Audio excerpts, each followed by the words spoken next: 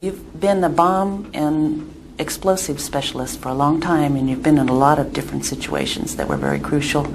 Is there an actual situation that you can recall that was difficult for you? That's the kind of fear you have. Police psychologist Carol Logan helps officers like Mike Sand and Larry Clayton come to grips with trauma. Her technique? Something called eye movement desensitization and reprocessing, or EMDR. Okay. What is the type of situation you'd like to work on today that may have been troublesome for you? I think watching one of the people that works for me or with me go into a really risky situation. Okay. Carol is using a technique developed by psychologist Francine Shapiro. The whole field of neurobiology has not matured enough to be able to explain the reasons for positive effects in any form of psychotherapy. But there are educated guesses. Researchers theorize painful experiences literally get stuck on the wrong side of the brain, stored in the part of the brain that makes post-traumatic stress victims feel and react as though they are still in danger. The person has flashback nightmares, intrusive thoughts, and it's literally the perceptions that were stored at the time of the event. The problem is they're stored in the wrong form of memory. Shapiro says that EMDR changes that by getting both sides of the brain to communicate. By doing so, painful memories can be processed, assimilated, and stored in the part of the brain that in essence tells us we are no longer in danger.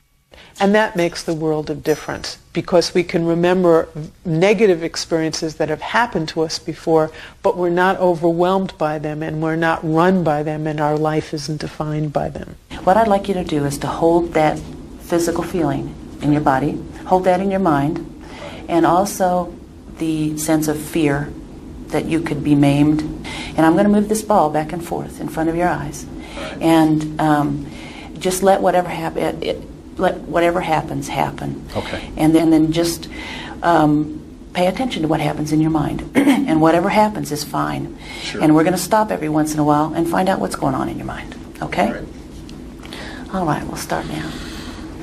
You got it? Mm-hmm. Okay. EMDR seems to jumpstart the brain's memory processing system simply by altering attention from one side to the other. So the idea is potentially that the stimulation, the bilateral stimulation, is acting like an external pacemaker that's rhythmically allowing the brain to go into sync in order to process information that it wasn't able to do. Eye movement desensitization and reprocessing, or EMDR, is not only designed to help police officers.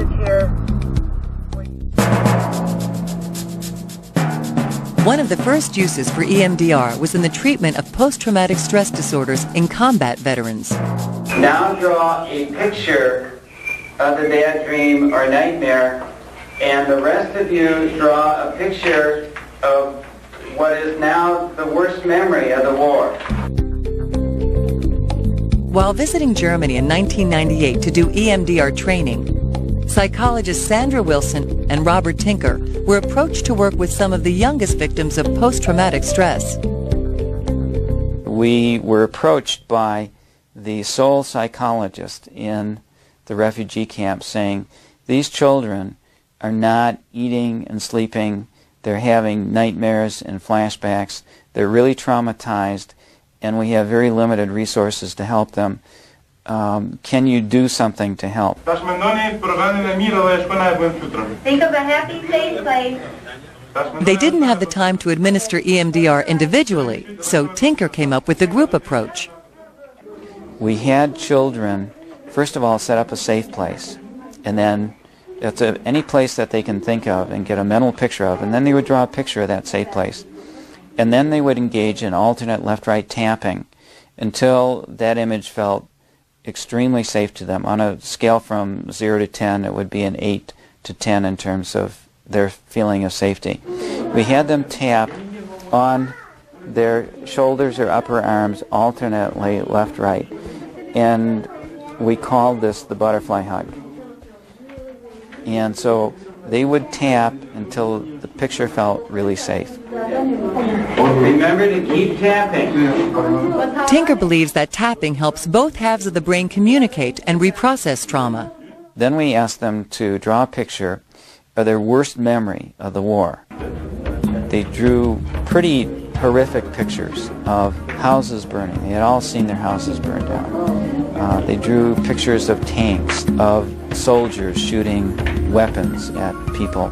So we would have them draw the picture and then tap with the butterfly hug until the picture in their mind changed. And then they would draw the new picture. And then tap again until the picture in their mind changed. And then they would draw the new picture. And so what we tended to see is a gradual evolution of these pictures from being horrific to being much more positive over a space of 3 days.